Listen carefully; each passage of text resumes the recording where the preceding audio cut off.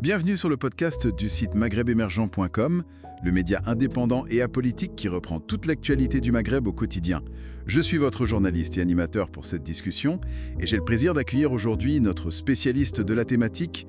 Bonjour. Bonjour. Alors aujourd'hui, on se penche sur une annonce, une précision importante venue de la présidence du gouvernement tunisien. Ça concerne le statut des cadres des mosquées pour 2025. C'est une réponse en fait à des questions parlementaires et ça touche pas mal de monde. On va essayer de décrypter un peu tout ça ensemble. Pour commencer, est-ce que vous pouvez nous éclairer un peu sur cette mise au point? Elle faisait suite, je crois, à une question écrite d'une députée, Cyrine Morabet. Oui, tout à fait. La réponse du gouvernement est venue confirmer quelque chose d'assez spécifique. En gros, les personnes qui occupent certains postes dans les mosquées, elles ne sont pas traitées comme les fonctionnaires classiques. Ah bon? C'est-à-dire? C'est-à-dire qu'elles ne peuvent pas avoir les promotions habituelles, les intégrations qu'on voit dans la fonction publique. Leurs postes, en fait, ne sont pas considérés comme des grades au sens administratif du terme. D'accord.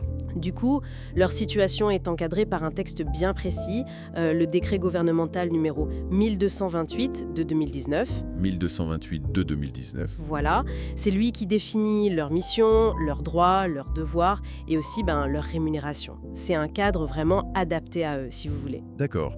Donc un statut à part entière. Et concrètement, comment ça se passe pour leur nomination, leurs conditions de travail au jour le jour?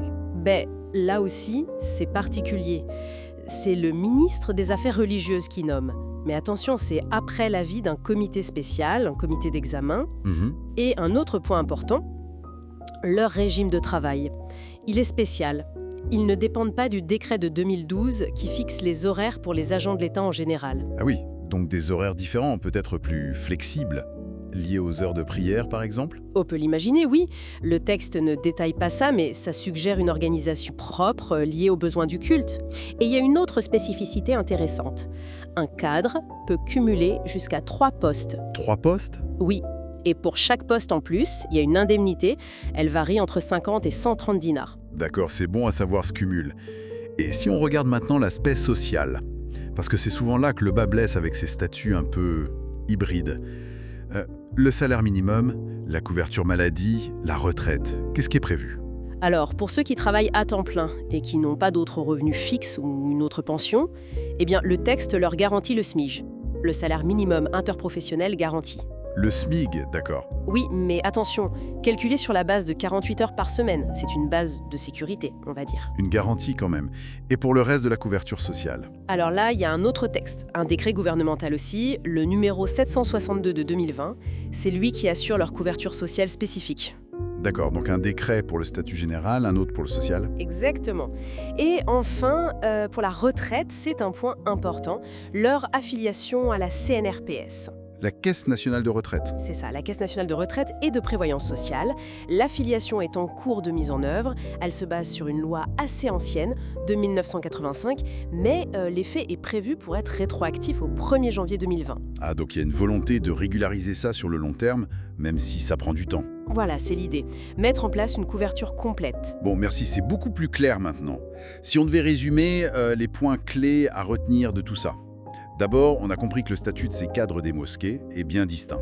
Ils ne sont pas fonctionnaires au sens habituel en Tunisie. C'est le point de départ, oui. Ensuite, leur situation est définie par des décrets spécifiques. Celui de 2019 pour le statut, les missions, etc. Le 1228, oui. Et celui de 2020 pour les aspects sociaux. Le 762, c'est ça. Et enfin, troisième point, il y a des règles particulières pour tout le reste. La nomination via le ministre et un comité, un temps de travail hors norme habituelle, une rémunération avec cette possibilité de cumul et une protection sociale qui se met en place avec le SMIC sous condition, une couverture dédiée et la retraite via la CNRPS qui arrive. C'est une bonne synthèse, oui. Tout est dans ces textes spécifiques. Parfait, merci beaucoup pour ces éclaircissements très précis. C'était important de comprendre ce cadre particulier. Avec plaisir. Merci pour votre écoute et retrouvez plus d'actualités sur maghrebemergent.com.